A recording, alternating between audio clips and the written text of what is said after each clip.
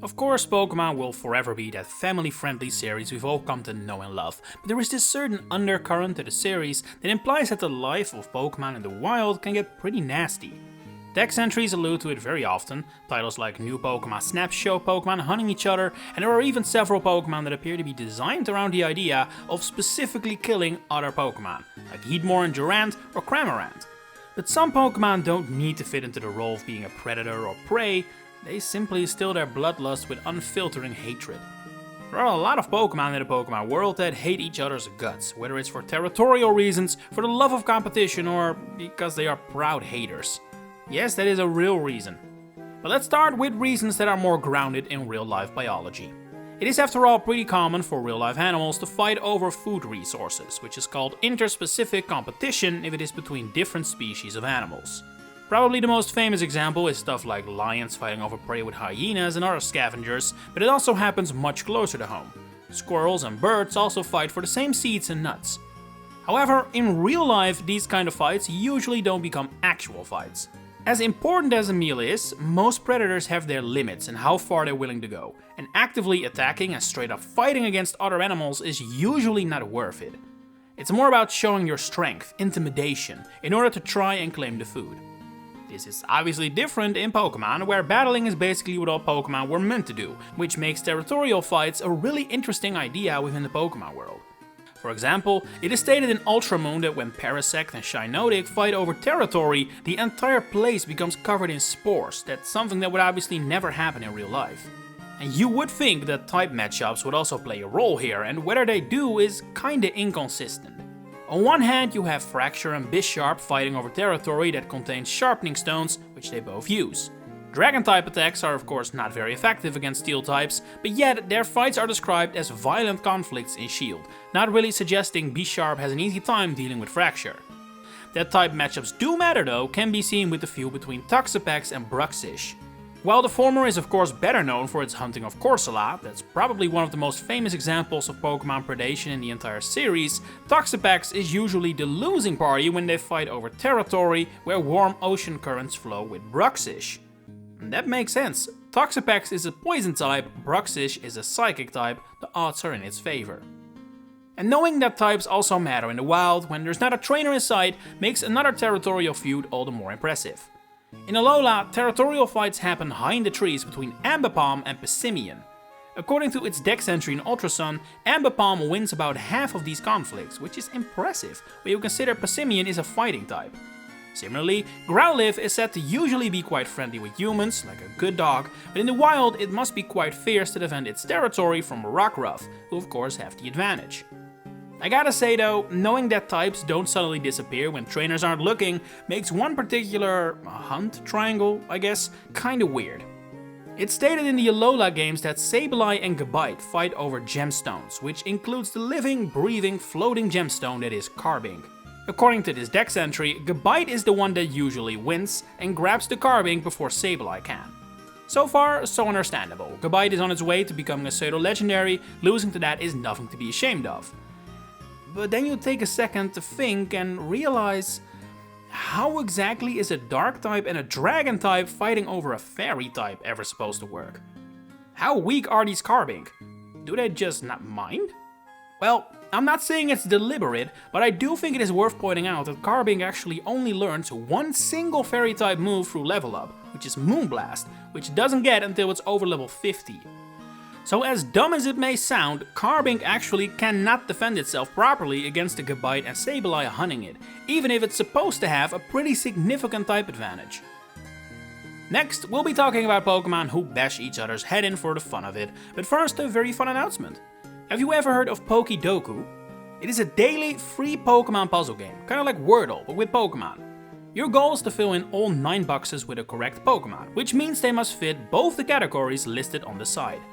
So here we need a dark type from Paldea, such as Woshen. And of course that is correct.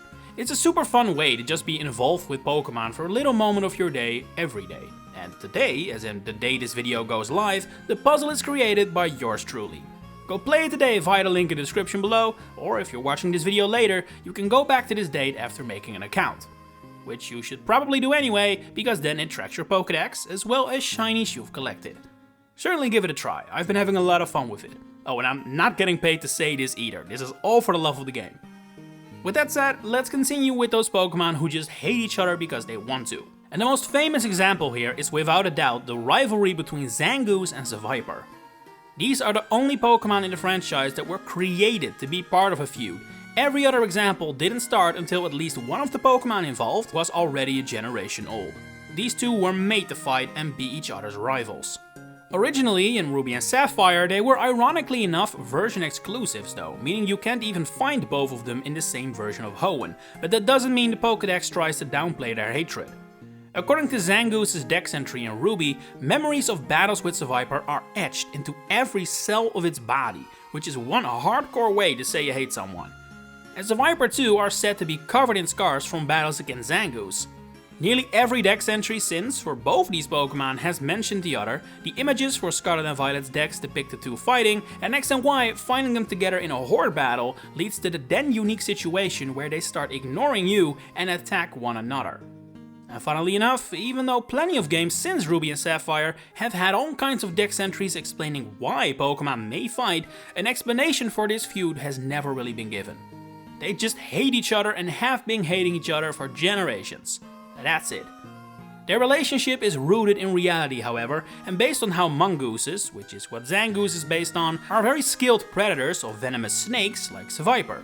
This is obviously not really the kind of animal you would associate with being prey, so in plenty of Asian cultures this has created all kinds of fairy tales and legends.